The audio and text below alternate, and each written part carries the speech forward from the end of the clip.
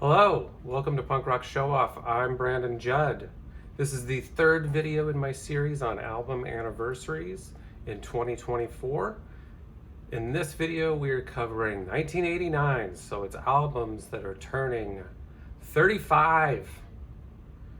35, think about that in your little life, how 35 years can pass.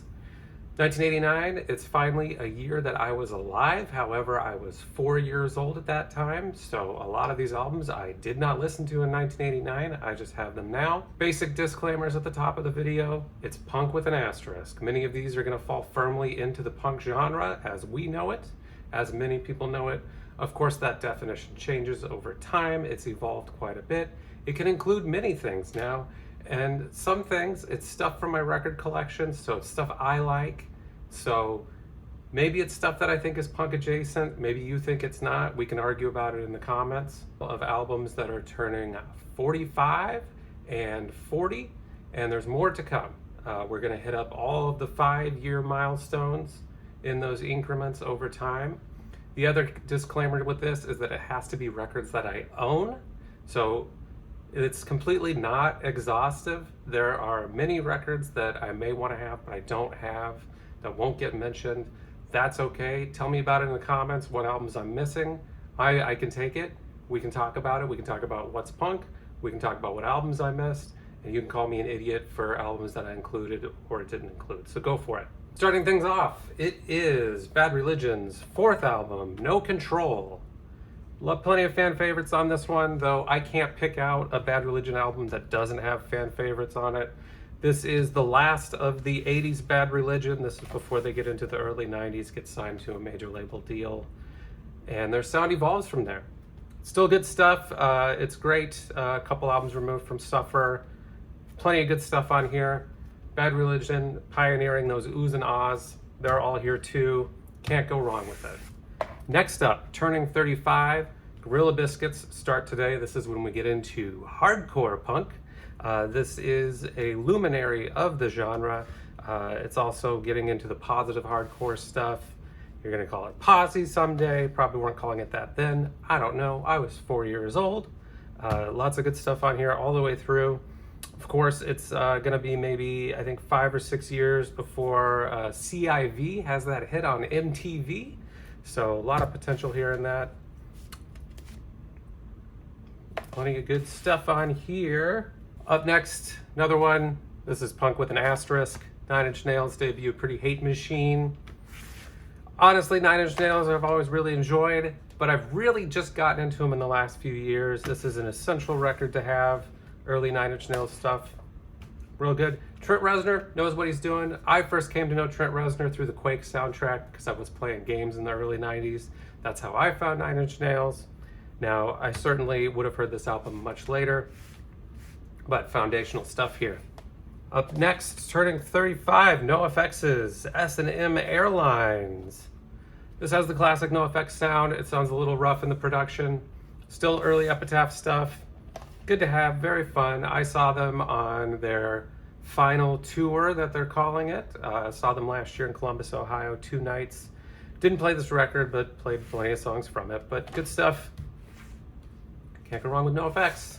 Up next, released in 1989, Offspring's self-titled first album. Now, I do not have an original pressing of this. Of course, the original pressings have that alien dissection cover.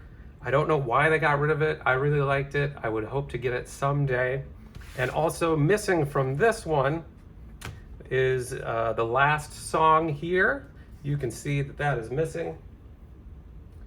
Now, I can't say the name of that song because of YouTube flags will shut down the channel.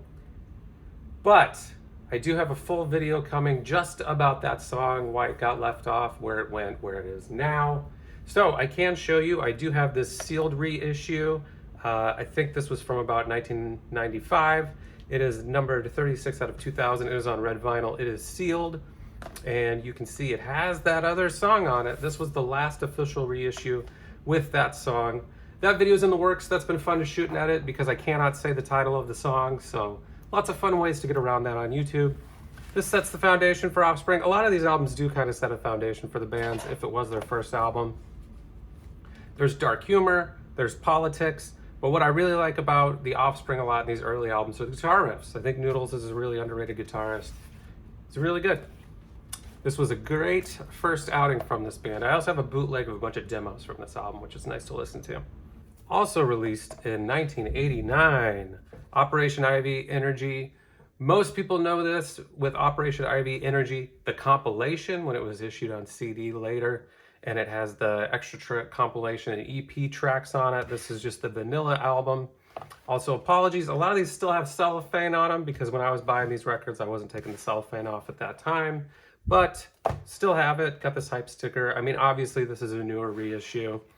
But this album is amazing. I remember it very fondly from my youth.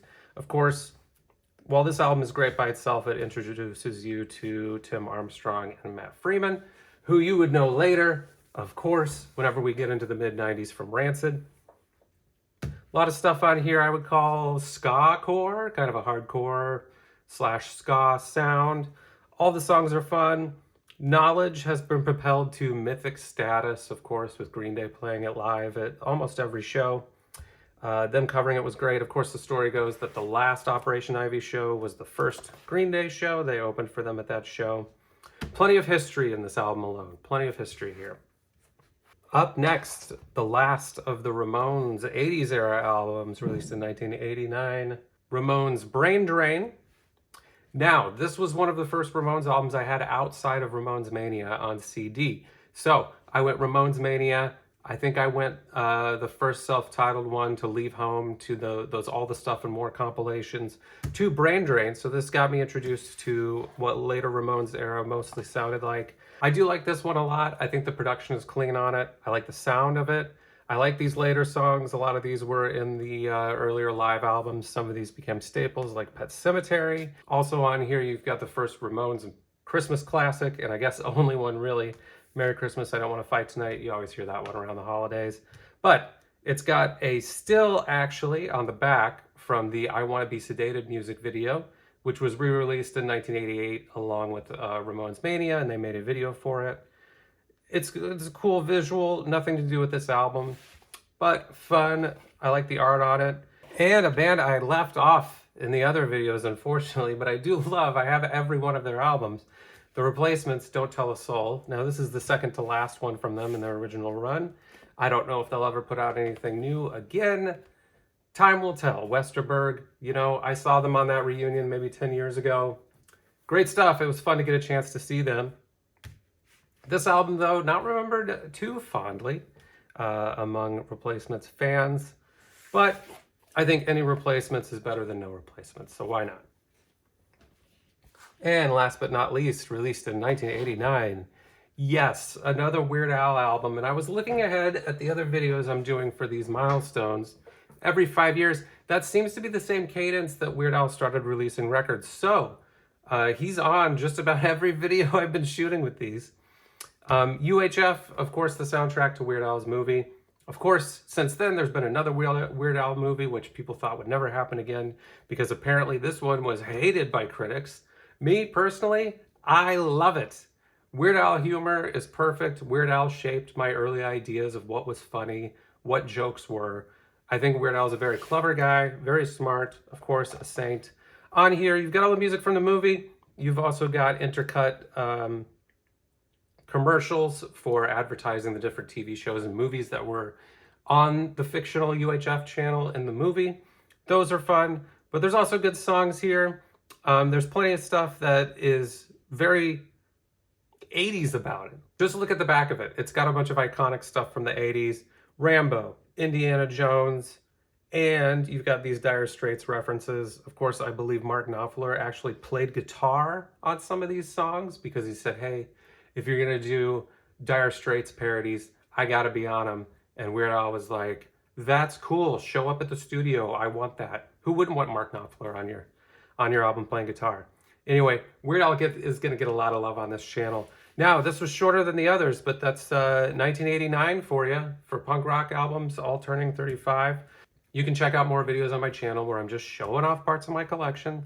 It's in the name, obviously. So that does it for now. Up next, we're going to do the Big 30, which is 1994. And for me, I was 9 years old. Getting into punk rock. 1994 was a magical year. So that video is probably going to be a little longer than this one. So until then, I'll see you next time. Au revoir.